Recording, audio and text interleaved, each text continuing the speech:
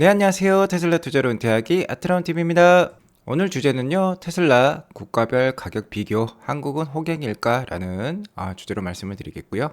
와우, 미국 CPI 지수 발표되었는데 이것도 자세히 알려드리도록 하겠습니다. 테슬라 제2의 아시아 공장은 어디가 될까요? 이것도 알려드리도록 하겠고요. 테슬라 BMW를 이겼다고 합니다. 어디서 이겼을까요?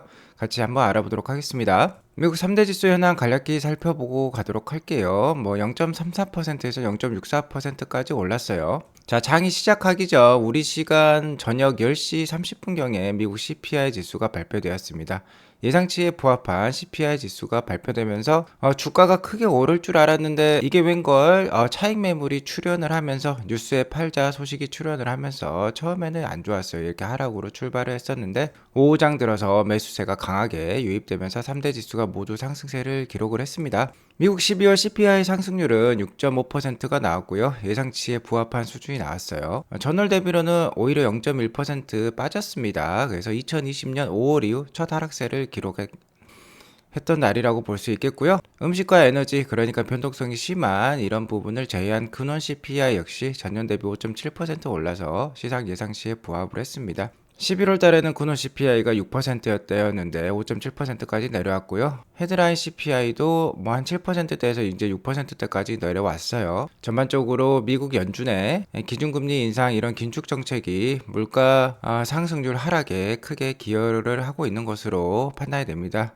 정책이 맞아떨어지고 있다라고 볼 수 있겠죠. 이에 더불어서 패트릭 하커 필라델피아 연은 총재가 CPI 발표 이후에 오늘 하나의 연설을 하였는데요. 올해 금리 몇 차례 더 인상될 것인데 향후 금리 인상폭은, 그러니까 다음 달에 있을 금리 인상폭은 0.25%포인트가 적절할 것 같다. 베이비 스텝이 적절할 것 같다 얘기를 했죠. 자, 이러면서 미국 10년물 국채도 오늘 크게 빠졌습니다.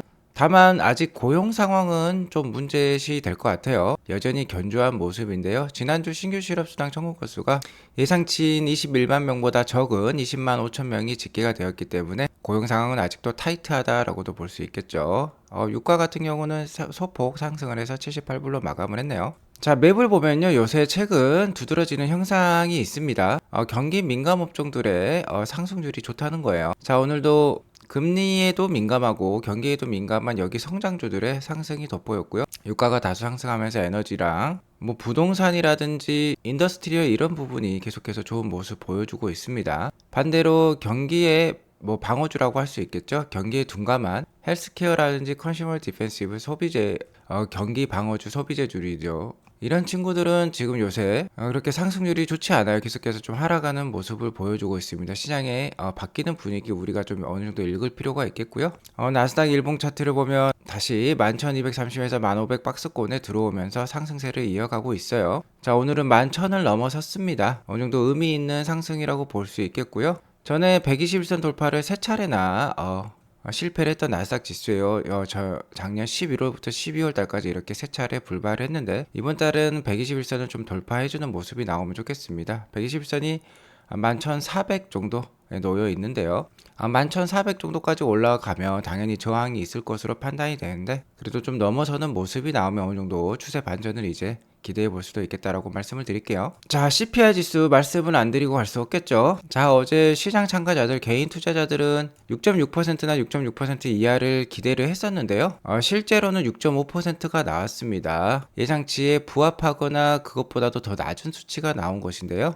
지난 6월 달에 9.1% 이렇게 피크를 찍고 계속해서 수직 하강하고 있는 CPI 지수입니다. 현재 6.5%까지 떨어졌고, 자, 이는 2021년 말 수준으로 회귀한 수준이에요. 자, 전쟁이 2022년 2월 정도에 터졌죠. 이때쯤 터졌습니다. 이러면서 급속하게 물가가 상승이 되었는데 이제 아주 러시아 우크라이나 전쟁 이전으로 완벽하게 컴백했다는 게 좀 시장 참가자들이 환호할 만한 이슈라고 볼 수 있을 것 같습니다. 물가를 자세히 뜯어보면요. 전년 동기 대비 기준으로 도 예상치에 부합한 모습이고 근원 CPI도 마찬가지고요.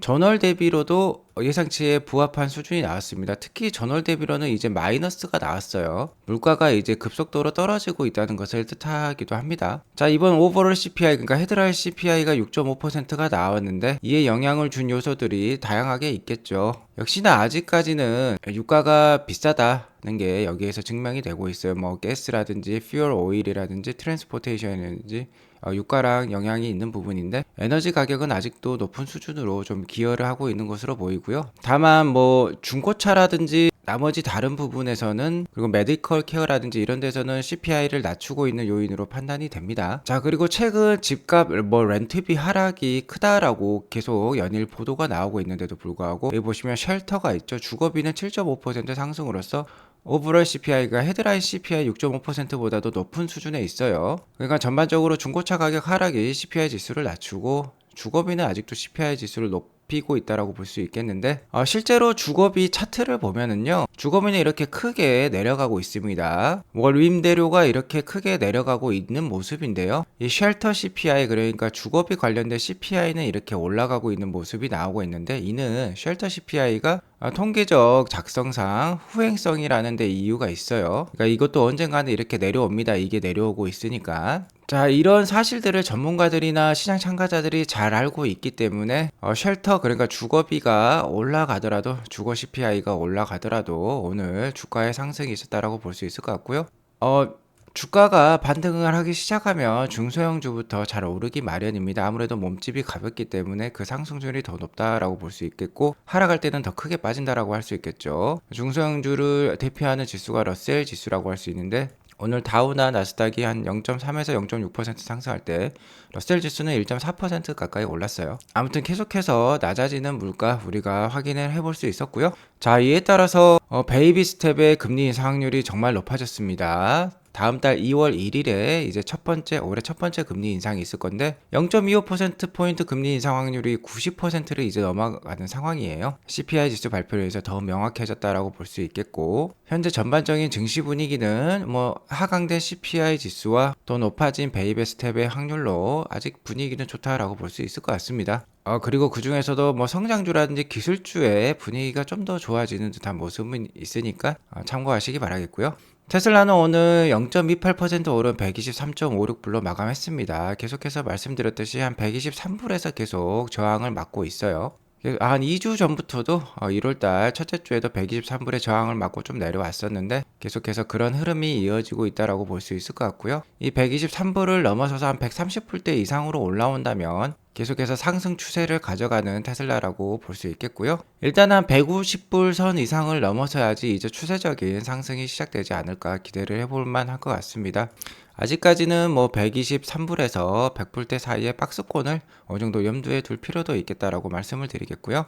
차근차근 매주 정해진 금액을 가지고요, 적립식 투자, 적금 붙듯이 투자해 나가시면 좋을 것 같아요. 자, 우리나라 테슬라 차주분들은 호객님들일까요? 한번 알아보도록 할게요. 자, 국가별로 한 34개국 정도의 국가별로 모델 3 가격을 한번 살펴보도록 하겠습니다. 자, 일단 우리나라는요, 중간 정도에 위치하고 있어요. 모델 3 뭐 스탠다드 기준으로도 중간에 있고, 퍼포먼스 기준으로도 중간에 위치하고 있습니다. 퍼포먼스는 좀 더 비싼 편에 속하네요. 자, 우리나라는 대부분의 지금 모든 차종을 미국에서 수입하고 있습니다. 기가 상하이에서 사오고 있는 건 아니에요. 자, 그렇기 때문에 당연히 운송비가 있겠죠. 그래서 미국보다는 가격이 비쌉니다. 미국은 모델 3 가격이 글로벌 한 10위 정도로 싼 편에 위치를 하고 있습니다. 우리나라가 미국보다는 적어도 한 2,000불에서 많게는 한 7,000불 정도 지금 비싼 상황이다 라고 볼 수 있을 것 같아요. 자, 싼 국가들을 살펴보면요, 일본을 포함한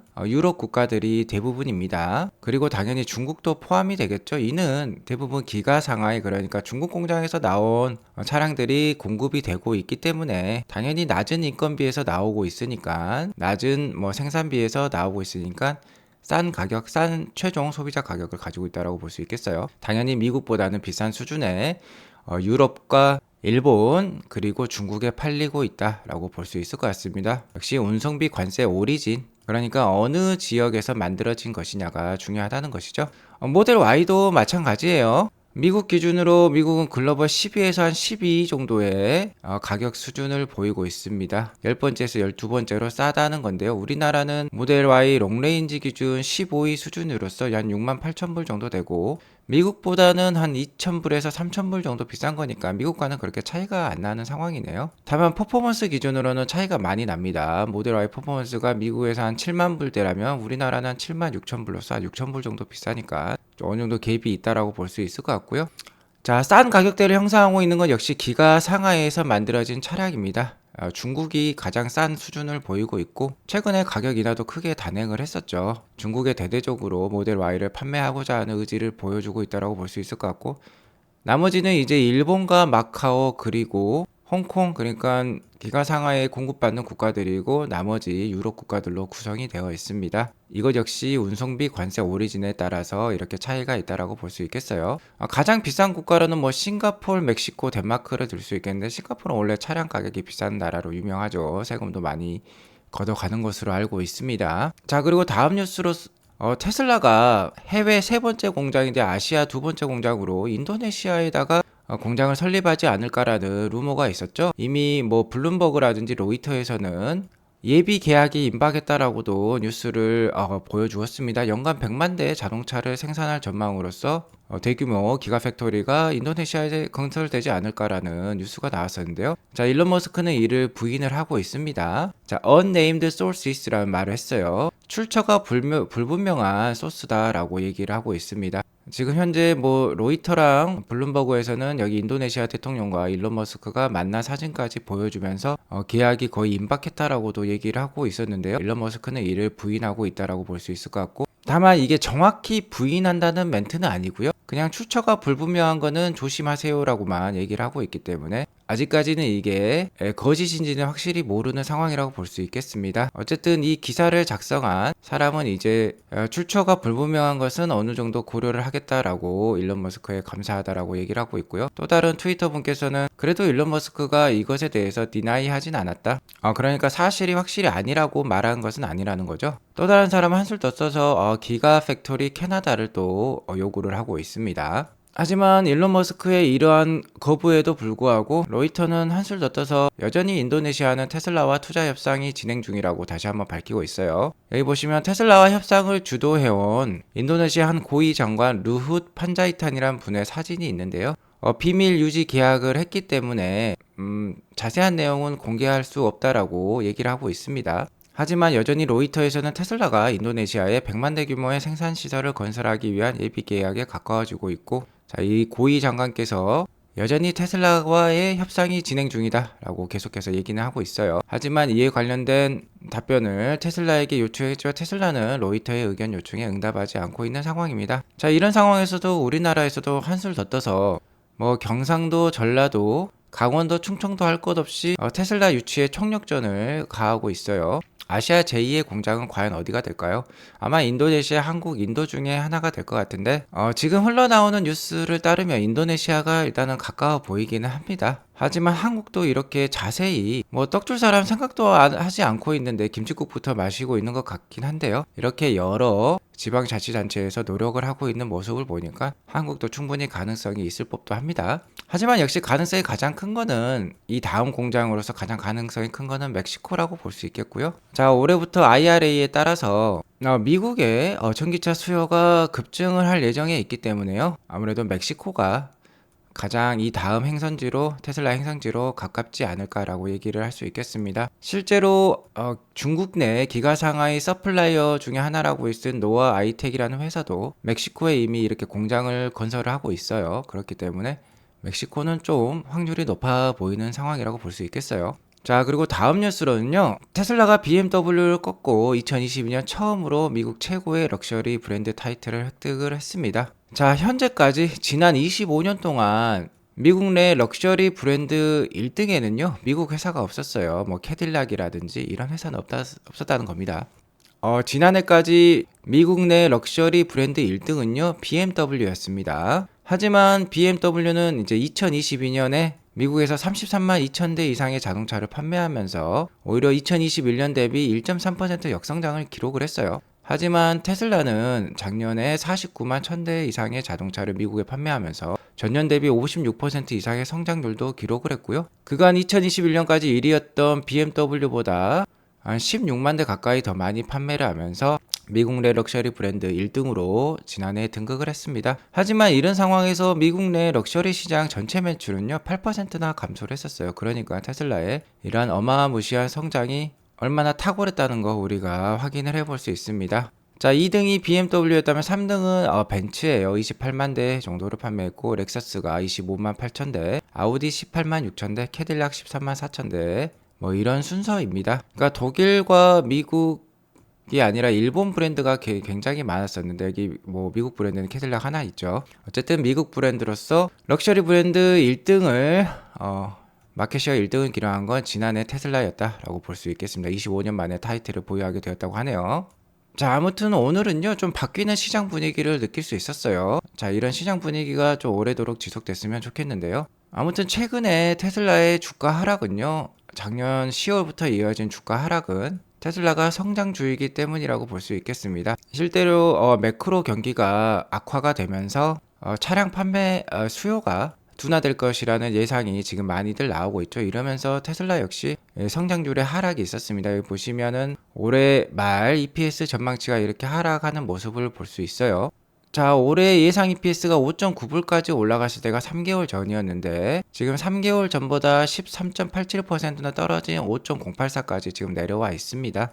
물론 작년에 EPS 전망이 이제 4불 정도인데요. 그것보다는 당연히 한 25% 올라간 수준이니까 성장은 이어집니다. 하지만 그 성장률이 이렇게 감소했다는 건데요. 성장주의 성장률 하락은 큰 주가 하락으로 이어진다는 거 우리가 다시 한번 알 수 있었고요. 게리 블랙에 따르면 자, 이런 성장률의 하락은요 아직 명확하지 않은 IRA, 그러니까 인플레이션 감축법 때문이라고도 얘기를 하고 있습니다.